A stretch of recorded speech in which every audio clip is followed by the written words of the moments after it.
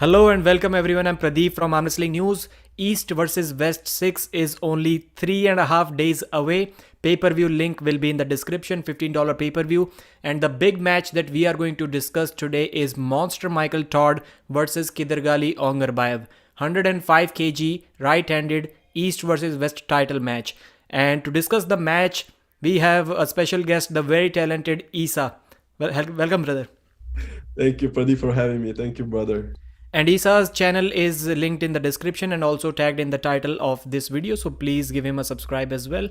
You'll find lots and lots of entertaining videos over there. Yeah, your ability to edit those funny videos, it's just awesome, man. Awesome. I wonder Thank how much you. time it takes.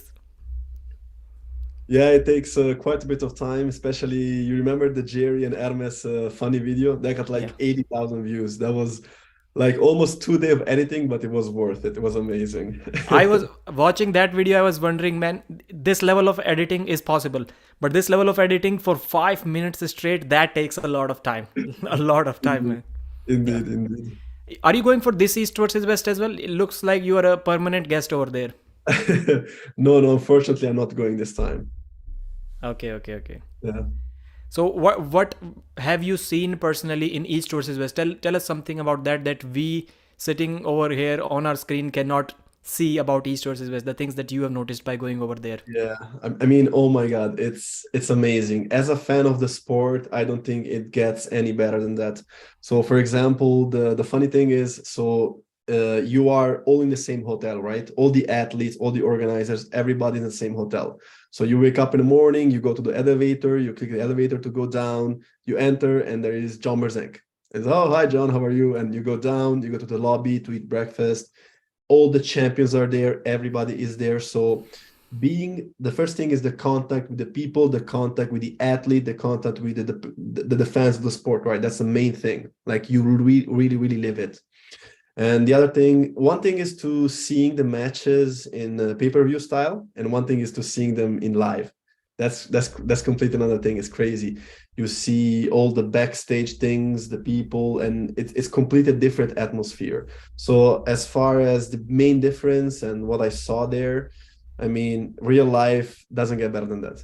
It's just amazing as a fan of the sport. Yeah. And let's talk about the match. I would say it is not the main event match, but definitely in the top three. Monster Michael Todd versus Kydyrgali Ongarbaev. What are your first thoughts, first impression about this match? Like immediately one name comes to my mind that this guy is winning. What was your initial thought about this match? 100% Michael. I tend to favor Michael this time. I mean, I'm a guy who usually tends to favor European almost blindfolded. I don't care, except John Berzeng. But this time I have to say Michael, I think it's favorite. I think to beat Michael, you need to have very good press and also like the ability to finish Michael, right? And I don't think Kydyrgali possesses that. I think he might take his wrist, he might take his hand, but the Michael rising might be strong enough to tire out Kydyrgali and then beat him.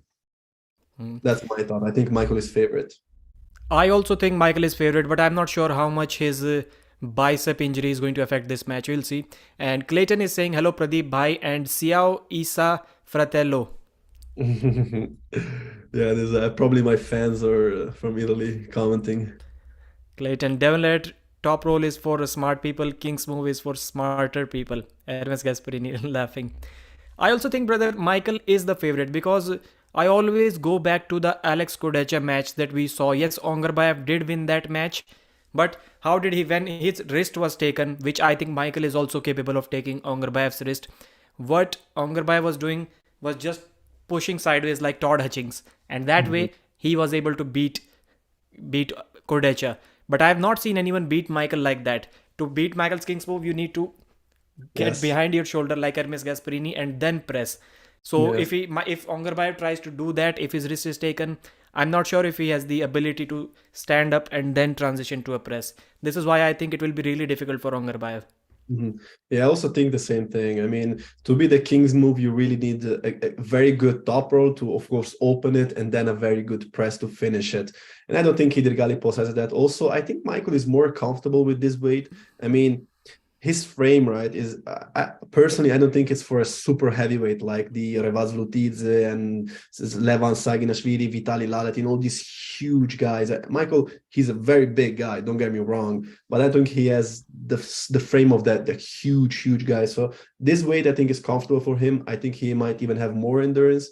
I think it's going to be a good match, but as I said, I tend to favor Michael. Yeah. And this weight thing, I also mentioned that 105 kilo, between 105 and 115 kilos, it looks like a sweet spot for Michael because he does Yes. not have a really big hand. His hand is small and looks like since he has lost that much weight. I met Michael personally. He visited India last year. His Mm-hmm. arms do not look any smaller to me. Like his arms still look that much massive, even when he's 115 kilos or lower. So that may be a good thing. I think this is the perfect weight, and especially for aging athletes like Michael, Devon Leret, moving down a weight category may be an option to dominate the world once again. Because would you say, like, if you were to guess, can Devon Leret or Michael Todd be number one in the world right now? I don't think it is possible, and they won't get much stronger after a certain age. Mm-hmm. So at this Yeah. age, I think it is a good opportunity to reclaim the number one spot once again in a weight class. Mm-hmm. Absolutely. As you said, I think, for example, Devon, 115 kilo, I hardly see anybody almost like defeating him. Like, I know there is Sandro Sedis who's going to go against him, but I don't think he's going to win. Like, these lower weight classes are perfect for these kind of athletes who have a lot of experience. Maybe like they go down a little bit in weight and they keep dominating in those weight classes. I think it was a good decision by both of them. And also by Kydyrgali. I mean, other than that, Kydyrgali is one of my favorite arm wrestlers. His incredible fiercity and like you see him when he starts, he's so aggressive and it's amazing. His top roll is beautiful.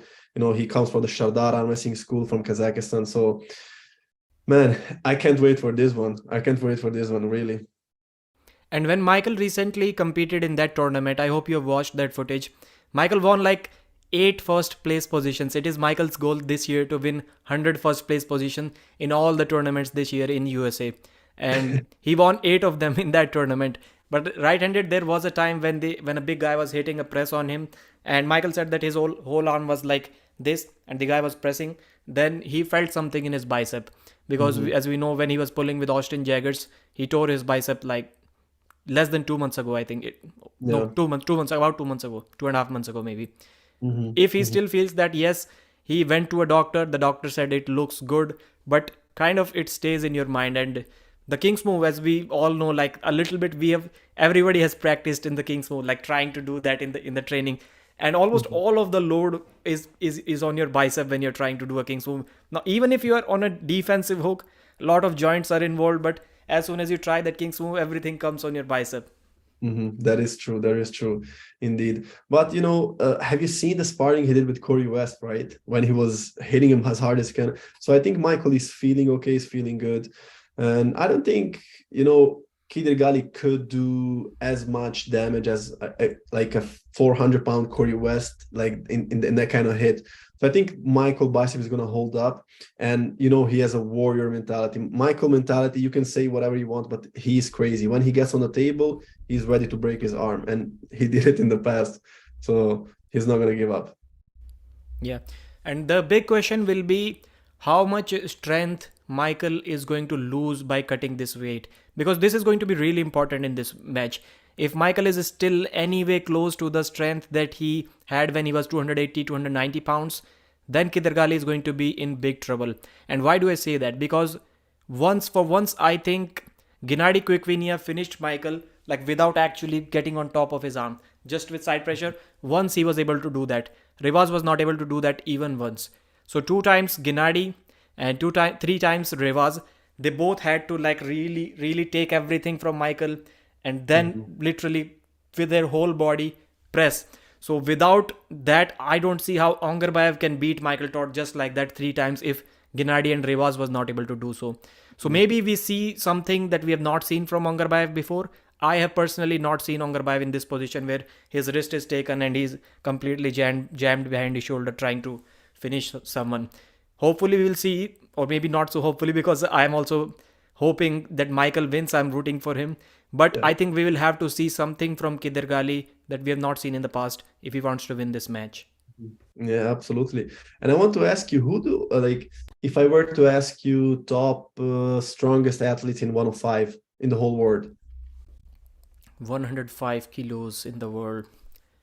I think Michael, once I said in a video that Michael can be top three for sure in that class.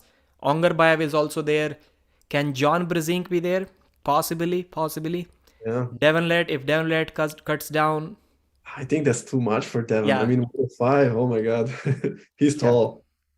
Mm, Devon is like looks like he's permanently big now because of the pancakes that he took for Levan. I don't think he can cut back to that weight once again.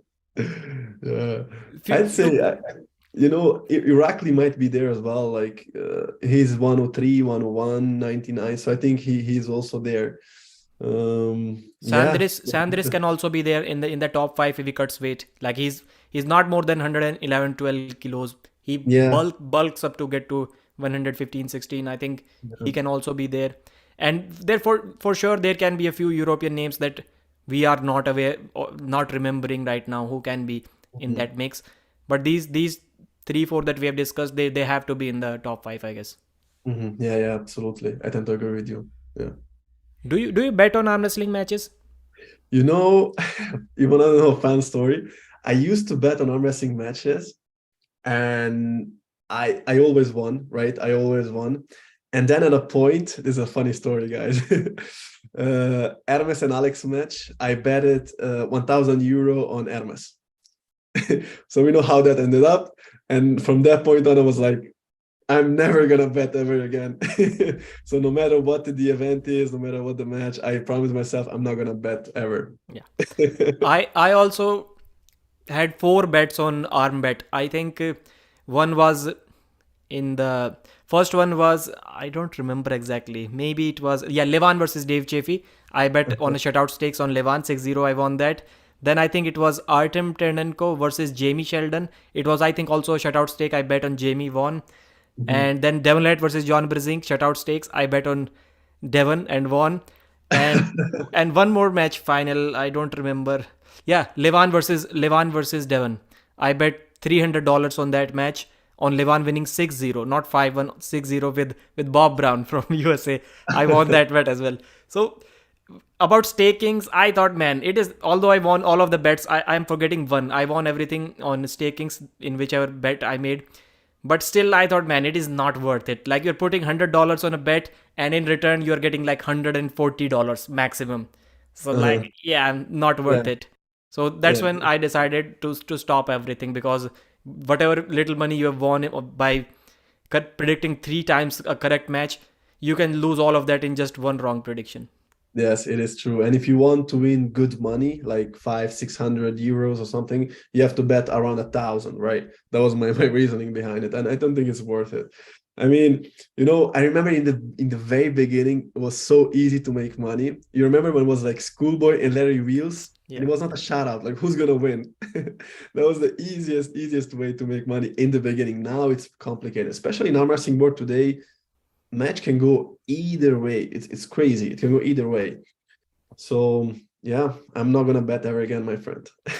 One match that I think I forgot was maybe if I remember correctly, Khaled Jishel versus Larry Wheels. I bet Yeah. on Khaled winning that match. That was an Mhm. easy bet. I don't think it was shutout stake either. Or maybe it was a shutout stakes for Larry because everyone was expecting that Larry was winning. And Uh-huh. I was like, there is absolutely no way that I can see Larry doing anything with Khaled Jishel. It was very clear to me. Pro Mhm. Punjab League is saying Isa Chico has been posting quality content. Do you know Pro Punjab League? Yes, of course, man. That's the main league in India, of Yeah. course. Yeah, they're doing great job like organizing Absolutely. I quality love it. event. Like first time introducing India to what professional quality means in arm wrestling. Like Mhm. both for the viewers on the screen, they're watching, they see professional quality content, and also for the people that are physically attending there, be it athletes or be it some journalists or guests. Everyone has amazing high level experience. You just go there and you think like, yeah, good money has been invested in organizing this event. Yeah. And I think like the the pool of athletes in India must be so huge. I mean, might be actually the biggest arm wrestling league in the world in a few years, right? If like so many people get in, and India is such a like huge potential for the sport in the future, I think. Because now in the WAF world, you only see like Turkey, Kazakhstan, Ukraine. Well, Russia and Georgia are not allowed, but like these are like the two, top three countries, right? Who knows? Maybe in 5 years. In if we talk about social media, I think India already, like a year ago, India started to have the biggest social media market in India, in the Wow. world, especially in terms of shorts. YouTube shorts, Instagram reels, man, these are getting crazy over in India. You every day a new arm wrestling reel or YouTube short is being created that crosses 1 million views. Every day you can find a new one. Even Wow.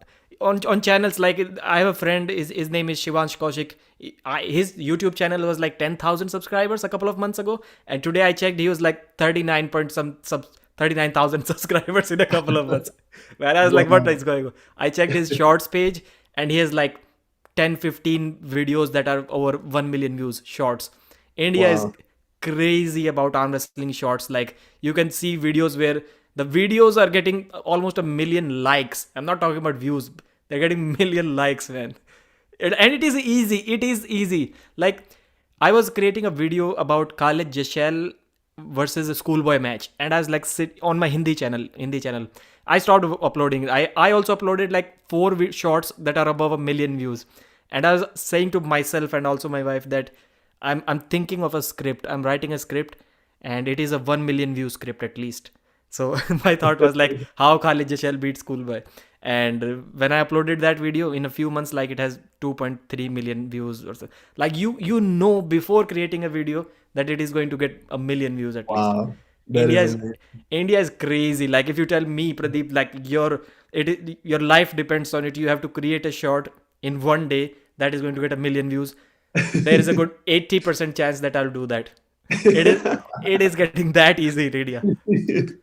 That's amazing. And But who's the strongest Indian arm wrestler? Is it Suhail and yeah, I would say Mazahir. Mazahir is probably the strongest. Probably. okay, that's interesting. Yeah. That's interesting. Nice. Okay. Clayton has bet $3,000 on Michael Todd. Let's hope Wow. his bicep That is holds a up. He's lot of saying, money. yeah, great money. If the 115 kg class is kind of empty, though, 105 kg is super stacked. Really popular, man. Really famous weight class. Like, the names that, if we look at it, huge names in the 105 kg class. I think we have never seen. If Engin organizes a kind of a tournament between these three, this will be by far the arm wrestling world has ever seen. No WAF competition would come even close if these top 10 105 kg guys have a tournament.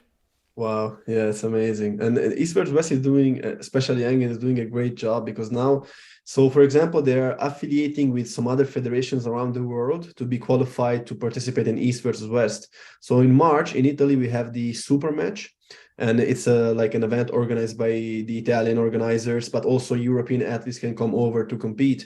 And if you win that, you are automatically qualified for Esports West. So this time is going to be huge. So other than East versus West, Engen is doing an amazing job overall for the whole community. Yeah, I think six places he's organizing these tournaments. So now everyone can get. Like, so far, it has been invitation only.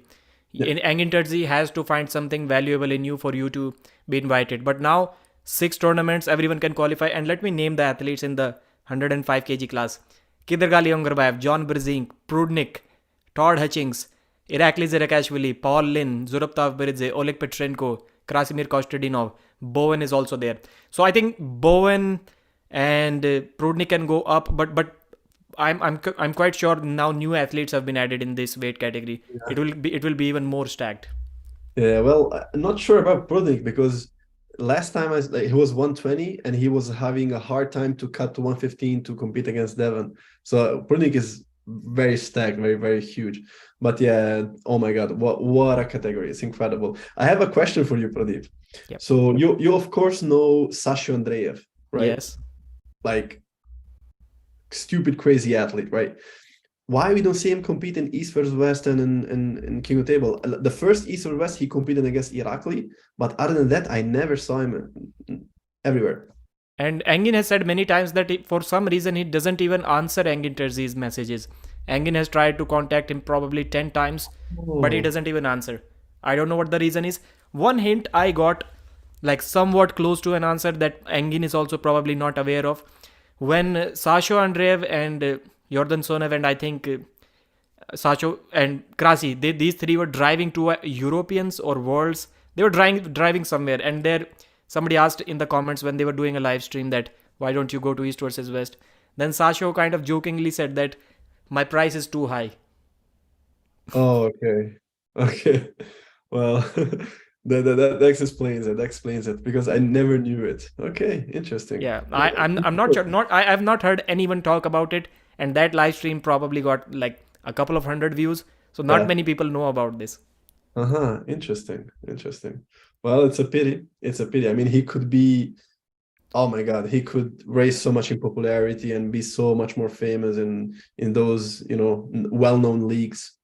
Pity, man. So I had a crazy thought in my mind, and I also made a video about it, like what Michael needs to do to win this match. And Hmm. tell me, do you think Michael really has a high table IQ because he does not utilize the rules properly? If you remember the three matches, Andrei Pushkar match, and Denis Siplenkov match, Dmitry Trubin match. All three of the matches resulted in 4 pins to 2. Michael was the one getting 2 pins, and he lost all three of them. And in all three of those matches, there was at least one moment, two in some of the matches, where Michael stopped the opponent. They knew that they are effed up, they cannot do anything now, and they lifted their elbow and placed it on the table, got a restart, and then blasted Michael to the pad. So Yeah. that is what we call table IQ. I do not Uh-huh. like this rule, but using that rule to not only prevent a loss but to win that round and damage your opponent, that is like high table IQ. I've never seen Michael do that. Yeah, yeah, that's yeah, like baiting your opponent. It was funny. I was actually talking to Hermes about this, and we both tend to agree that Michael has a very good knowledge of arm wrestling as in a theory standpoint, talking like outside, like he can analyze matches very, very carefully. He knows the strength, he knows the technique, he knows everything about it, right? But we were also saying like, but as far as when he comes to himself, doesn't look like it, right? Like when he speaks about other athletes, it's like wow, it's a professor. But sometimes in his arm wrestling, looks like he's really not applying what all the things that he knows. So table IQ, I would say, yeah, as you said, like, oh my God, Devon, maybe John, the very Hermes is very smart on the table. But Michael, I think his style is more like making the opponent tired, rising a lot, and then trying to pin him. Yeah. Yeah, and you can see most of the times if this is a fair grip, this is Michael's hand. Michael is almost always like this. He's Hmm. always low, and that is not good if you're trying to pronate out of someone's hand. You can Yeah. always see Michael is never the one who is fighting for height during a grip, and he's Hmm. the one who is not even stopping his opponent to take advantage in height. You can go back and watch all of Michael's matches. He is never the one who has a higher webbing or higher grip in the setup. Yeah. But an interesting question I would like to ask is, so, do you think today's Michael is the same shape and strength wise as the Michael who was going against Pushkar, against Dennis, against all those monsters? I think he's weaker. I think no, he's not only slightly weaker, but his endurance may also be not on point after his COVID health issues. He had big breathing issues. And we have seen that whenever he used to stop the match, he almost always won. But against Gennady, against Rivaz Lutidze, he stopped all of the matches. And even after that, even in the final round, somehow his opponents looked in better cardiovascular shape compared to Michael. So I think his endurance is also not on point because he fully cracked Rivaz's wrist, and even after that, even after doing that for 2 3 rounds, he still couldn't beat him. Like Rivaz had more energy in the final round. So I'm not sure what's the reason, but I think he's slightly weaker and his endurance is much worse. Hmm. Yeah. I would say I exactly think the same thing as you. Yeah, I saw it in the pattern. I mean, he almost never lost in that way to Devon ever, and that was the first sign. And then you combine the rest, and you come to the conclusion. Yeah. So what about if Michael feels, this was my suggestion to Michael in that video that I made, if he feels that his arm is going down, Mhm. how about going completely below the table? Because we have seen that the referees will allow that for at least a couple of seconds before they foul you. If he goes completely below the table, he will be able to crack Ongarbaev's wrist. Take one foul. Second time, the ready go happens. Oh, it's going down again. It's going down again. Go completely below the table once again. Crack his wrist open. Because when you're above the table in a king's move, all of the load is on your bicep and it is going to hurt for Michael. When you go below the table, it kind of becomes about joint and leverage. And that is easy. We have seen that, like, when two people are in a hook and one sees that it is going down, they immediately go below the table and the opponent's wrist almost always opens up. So that way, would you suggest that Michael take two, three, four fouls that way and lose 2 rounds just to open his wrist every time? You know what? I would suggest Michael to do whatever he has to do to win. Like everything under the table, above the table, behind, beside, whatever he needs to do, he needs to take this win. And I think that would be also a good strategy because, as you said, if you get tired and you see, going under the table, you can crack Kydyrgali wrist and you can come up and do something with it. Might be actually a good strategy. Yeah, if you can see that you're losing anyways, and Engin might shoot MMT during the match. That's what I also said, that if Michael does that, he's going to piss everyone from the fans, probably going to piss Engin Terzi as well.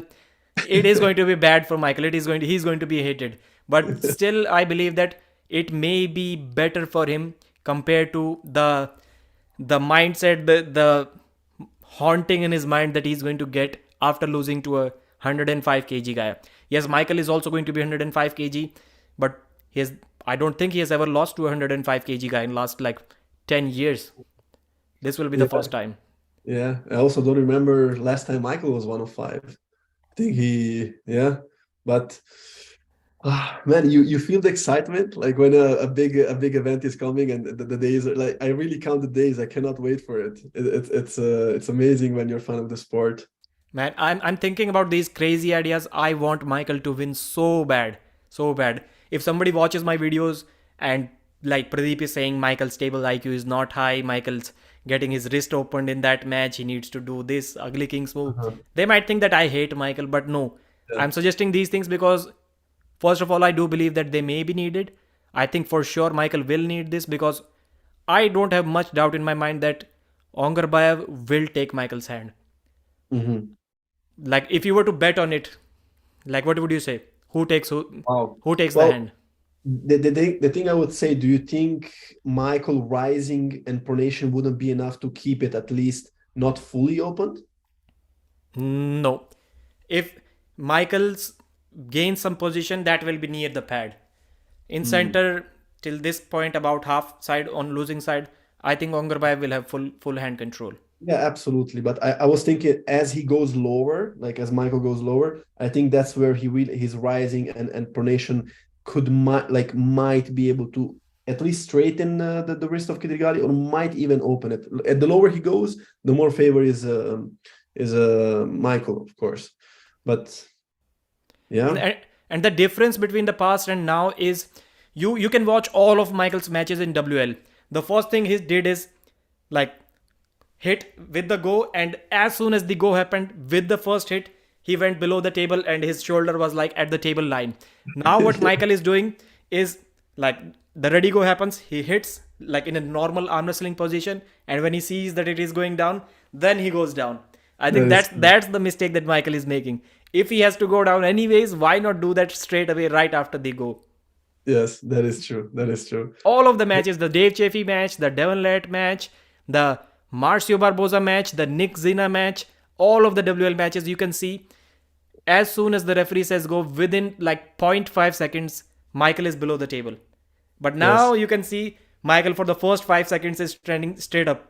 Like, he's not going below the table and then he's dipping below. So I think that is what is hurting him. Yeah, yeah, absolutely.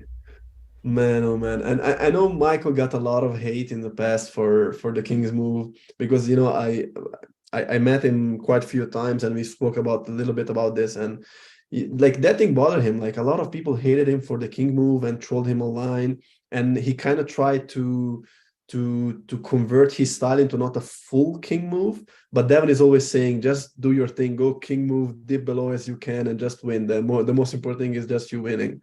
So maybe Michael needs to do that. Maybe to hell to the haters and do what you have to do just to win. Yeah. So your final prediction. I know you said in the beginning, like percentage wise, who has how much chances of winning?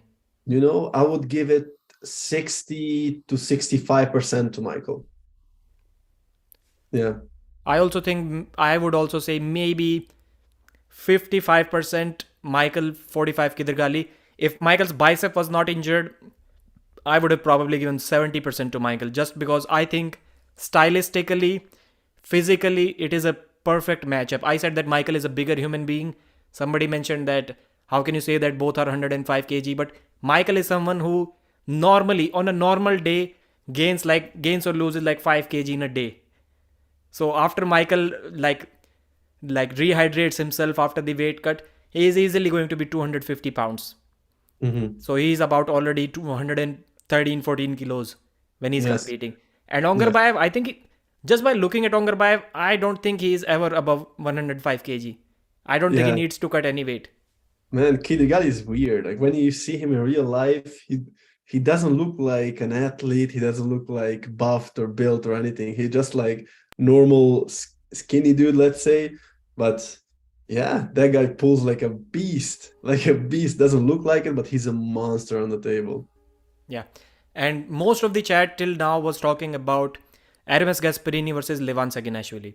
So Mhm. you are obviously someone who is very close to Hermes.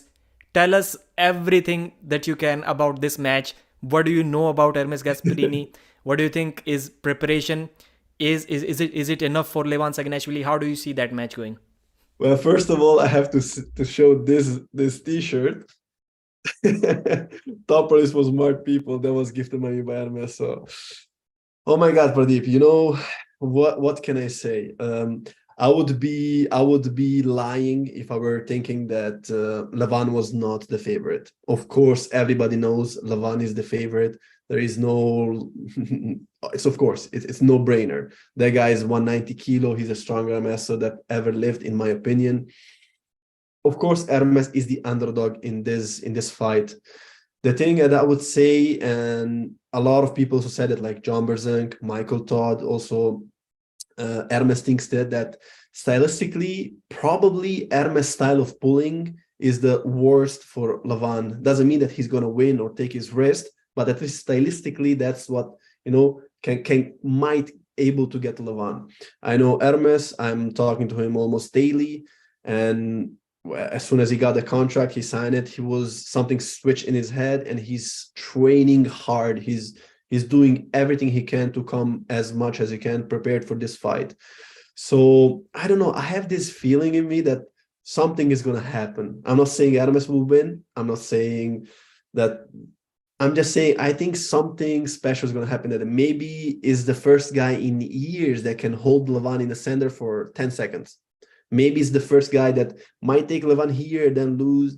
Maybe take a round. I don't know. I don't know, but I have a feeling that something is going to happen in this match. The match is going to be the 25th of February. I'm happy to say I'm going there with Hermes in Dubai to being in his corner to support him. And I really can't wait for this fight. I really can't wait for this fight. If you say who's going to win or who's favorite, Levan, of course. But I think we'll see something special that night. Yeah, Hermes Gasparini's style is really good and it is really predictable. He's going to do only one thing. First, he goes straight back and then adds some cup to trying to top roll people. So I think it is good against Levan. When he goes straight back, I don't see Levan straight away flashing him. Maybe he gets on the offensive side as well. I can clearly see that the match is going to stop in the center. For how long? I do not think that it is going to be there for very long time. But if you remember the 2018-19 matches of Levan Saginashvili, like even against Dimitri Trubin or even against Vitaly Laletin, when the matches are stopped in the center, this is when Levan has to drop his body and then regain position, climb, and then he top rolls and takes them to the pad. I think this match is going to look exactly like that. The round is going to stop in the center, then Mhm. Levan will be having better position. He'll drop his body and then climb and then top roll Hermes Gasparini. I don't think Hermes is going to win this match. I don't even think that he's going to take one round. But for sure, I think I'm quite sure that the match will stop in the center and maybe even go slightly towards Hermes Gasparini's side. But then Levan is really good. He has not needed to do that in the past, in recent matches, like to climb over top of his opponent's hand. But I think he can do that easily. Yeah, yeah, and you know the thing is Hermes has incredible back pressure, right? So he did 82, 84 like months ago in preparation for Jerry Cadoret. Now let's assume it's around 90 kilos. Let's assume and I always jokingly say when you start and already go all of that back pressure, you need to focus on Levan Pinky. So just do it on Levan Pinky, and if you can open it, you do something, then you go ahead. But I also think it's going to be something similar to Vitaly Laletin's match with Levan. The only thing is, Vitaly has a low hand top roll and Hermes has a more higher hand top roll. And I also think Hermes today is stronger than Vitaly then, but also Levan's today is way stronger than Levan then, of course. So, man, we'll see. We'll see. If Hermes had a bit more explosivity or speed, I don't know. But yeah, I tend to agree with your result. Victory with Levan, it's not winning. Victory with Levan is maybe like just holding him or taking a round or maybe making him a foul or something. Because that guy is undefeated for 5-6 years. That guy's a monster. So you have nothing to lose. I don't think Hermes has anything to lose in this match. Yeah. And sometimes, I think mostly 99% of the times it is about strength. But sometimes it can be about size as well. Even if two athletes, let's say, have a similar level of strength, or maybe if one has a slightly higher level of strength, but the difference in their hand size, I've seen Hermes Gasparini does not have a big hand. His hand is kind of small for a super heavyweight. And when Levan grips up with him, and then the small hand really makes it difficult to get out of someone's hand. So when and if they have to like re-grip and climb over others' hand, it is almost impossible for a smaller hand to like go over or climb over such a huge hand like Levan. And that's where I see the problem for Hermes will be. Oh, people are complaining that the stream is dead, is lagging.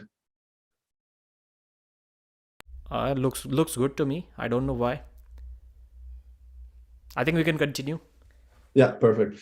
So yeah, as you said, Hermes might not have the longest fingers or the biggest hand, but his hand is very thick. So yeah, we'll see. We'll see. I think if the slip happens, I think slip is gonna happen. I Yeah, hope. for sure. And then in the strap, as you said, maybe in the center a little bit, and then Levan climbing for height. Yeah. The thing is, Hermes doesn't have the same leverage as Vitaly, like with the height.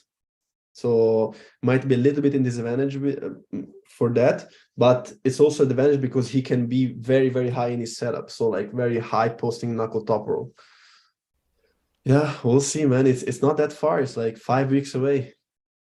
Yeah, I know you're a friend of his, so I will not ask for a clear prediction, but I'll give my prediction. I would say the first round looks close, it looks good, and still Levan takes the match 6-0.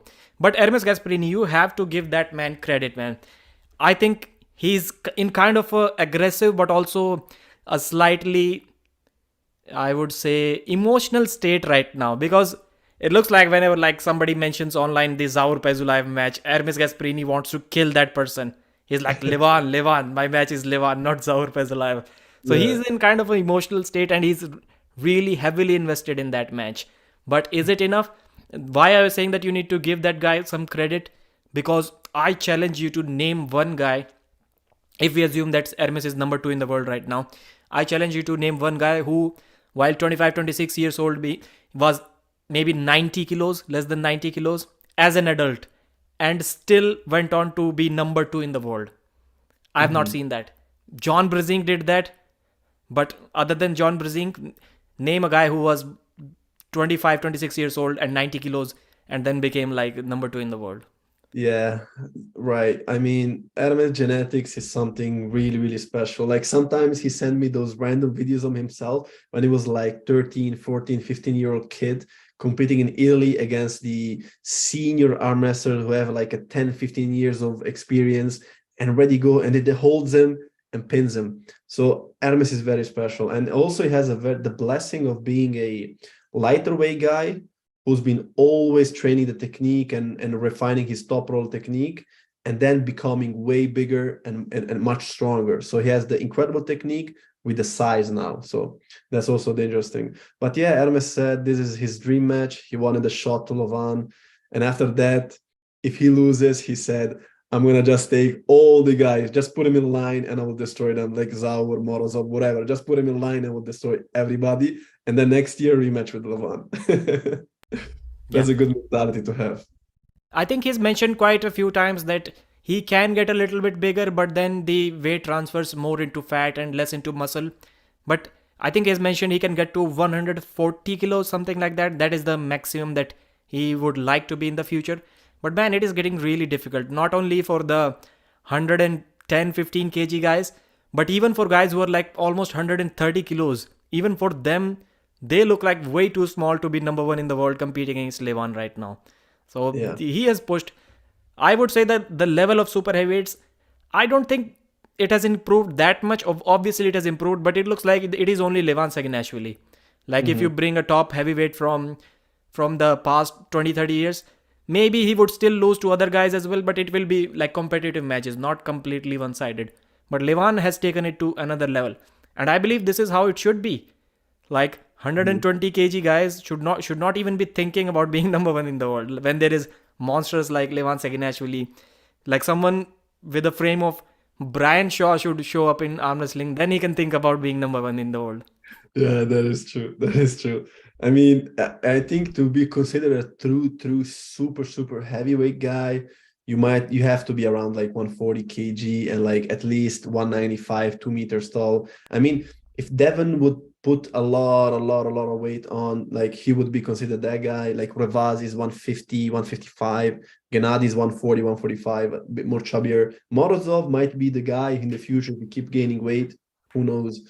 But Vitali, yeah, like these tall, big guys.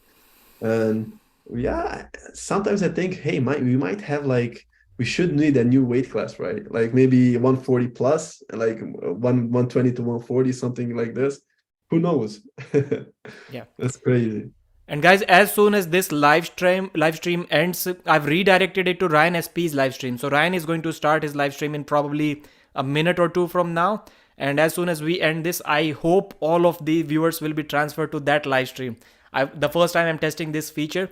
If somehow 5% chance it doesn't do that, so please, I request you to join Ryan SP's live stream after we end this one. And once again, please subscribe to Isa's channel. It has already been linked, and people are saying Isa is a cool dude. There should be no open. There should not be no open weight class. Why? Why would you think so? What are your thoughts about people saying that there should be a weight cap just like MMA? Like no one over 265 pounds or no one over 300 pounds. No, I don't think that's accurate. I mean, I think if a guy wants to be as big, as strong, as unhumanly possible, I think he should have the God-given right to do that.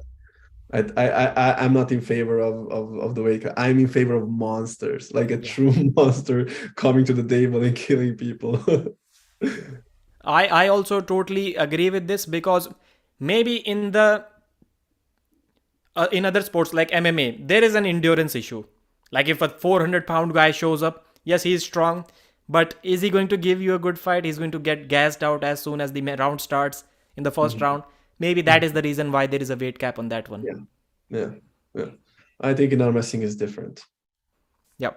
So guys, East versus West pay-per-view link is in the description. We both have predicted Monster Michael Todd to win. We discussed the match between Hermes and Levan. Please purchase the pay-per-view. And if you want to purchase the King of the Table pay-per-view as well, it is also linked. The same link is going to work. Please subscribe to Isa Fitness YouTube channel. And now we are going to end this live stream and it will automatically switch to Ryan SP's live stream. So Isa, any final words? Thank you, brother, for having me. Good luck to all the participants in the East vs West 6. And if you're a fan of the sport, buy the pay-per-view, support the athletes, support the organizers, and stay strong. Thanks, brother. Thank you, brother. And please, guys, if this doesn't automatically change, please join there.